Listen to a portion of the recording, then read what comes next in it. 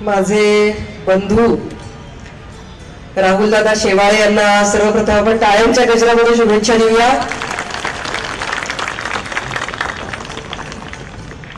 आज त्यांच्या वाढदिवसाच्या निमित्ताने अभिष्ट चिंतन असा सोहळा आहे आणि एखाद्या जाहीर सभेचं स्वरूप या कार्यक्रमाला आलेला आहे। मी मनापासून तुमच्या संघटन कौशल्याला तुमच्या कार्याला दाद देते की एवढ्या मोठ्या प्रमाणात नागरिक या ठिकाणी उपस्थित आहेत ही तुमच्यावरच्या प्रेमाची स्नेहाची आणि तुम्ही केलेल्या कार्याची पावतीच आहे।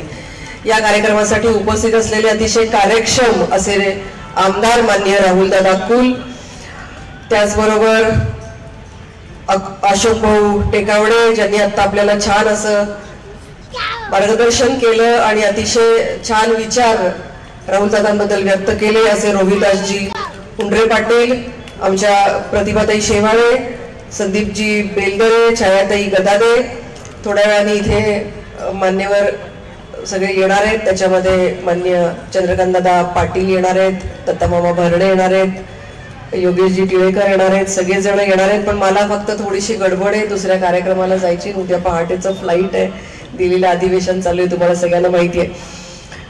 परंतु खूप मनापासून शुभेच्छा देण्यासाठी इथे आले। मी राहुलजी शेवाळे यांचं काम जवळून पाहिलेलं आहे। मगाशी जी सीडी दाखवली ती अतिशय थोड्या वेळामध्ये दाखवायला लागते, परंतु कामाचा झपाटा, कामाची पद्धत इतकी प्रचंड आहे की छोट्याशा सीडीमध्ये ते व्यक्त सुद्धा होणार नाही।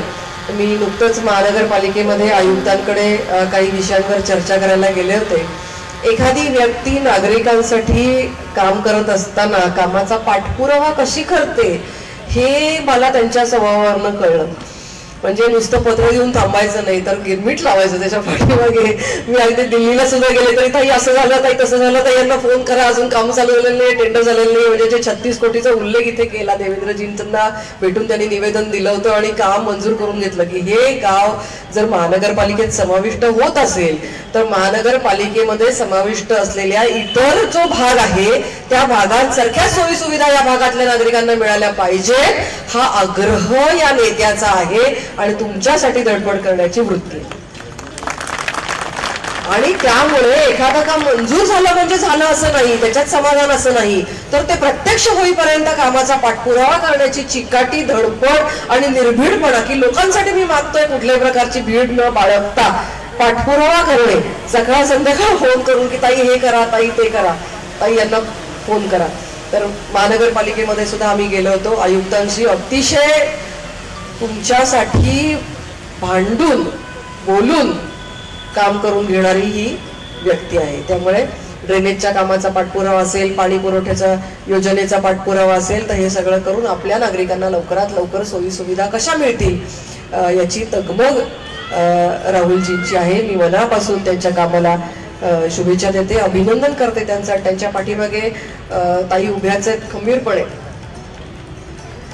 त्यांचंही कर्तृत्व चांगलं आहे आणि त्यामुळे दोघांनाही शुभेच्छा देते। या निमित्ताने एखादी व्यक्ती आपण जेव्हा राजकारणामधली निवडतो, महिला इथे मोठ्या संख्येने उपस्थित आहेत, महिला फार चोखंदळ असतात, एखादी गोष्ट निवडायची असेल तर त्या पारखून पारखून घेत असतात। जेव्हा राजकारणातली व्यक्ती आपण निवडत असतो तेव्हा ती निवड आपल्याला 5 वर्षासाठी पुरणार असते।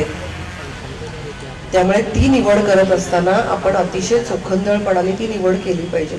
अशा व्यक्तीची निवड केली पाहिजे की ती व्यक्ती आपल्याला 5 वर्षात काय आपल्या प्रश्नांवर तोडगा काढू शकेल, ती कोणत्या पद्धतीने काम करते।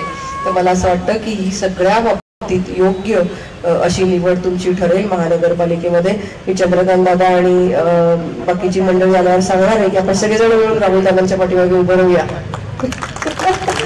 त्यांनी यायच्यात आले तर सांगितलं आणि नाही तर नंतर मी फोन करून सांगेन ते नाही आले तर। त्यामुळे पक्षातल्या वरिष्ठांना सुद्धा हे माझं आव्हान राहणार आहे की राहुलदादांच्या पाठीमागे उभं राहायला पाहिजे। आणि तुम्हाला सुद्धा सगळ्या नागरिकांना मी आवाहन करते की योग्य व्यक्तीची निवड करून त्याच्या पाठीमागे आपण खंबीरपणे उभं राहायला पाहिजे, म्हणजे पुढची 5 वर्ष ती व्यक्ती आपल्या पाठीमागे उभी राहणार असते। त्या दृष्टिकोनातून राहुलदादा तुम्हाला खूप मनापासून हार्दिक शुभेच्छा। मोठी बहीण आहे त्यामुळे आशीर्वाद पण देते, कालच रक्षाबंधन सोहळा झालेला आहे, त्यामुळे खूप मनापासून आशीर्वाद तुम्हाला दोघांनाही।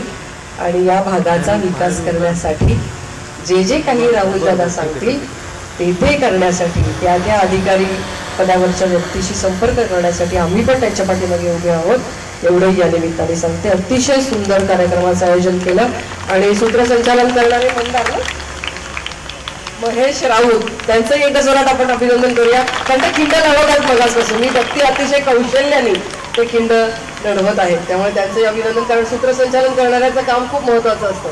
लोकांना एंगेज ठेवायचं त्यांना जाऊ द्यायचं लोक पुढचे येईपर्यंत सगळं सूत्रसंचालन सगळं सांभाळायचं योग्य क्रम लावायचा क्रमात बदल झाला तरी गोंधळायचं नाही हे सगळं त्यांचं काम असतं त्यामुळे असं ते अतिशय कौशल्याने करतात त्यांचंही अभिनंदन. धन्यवाद.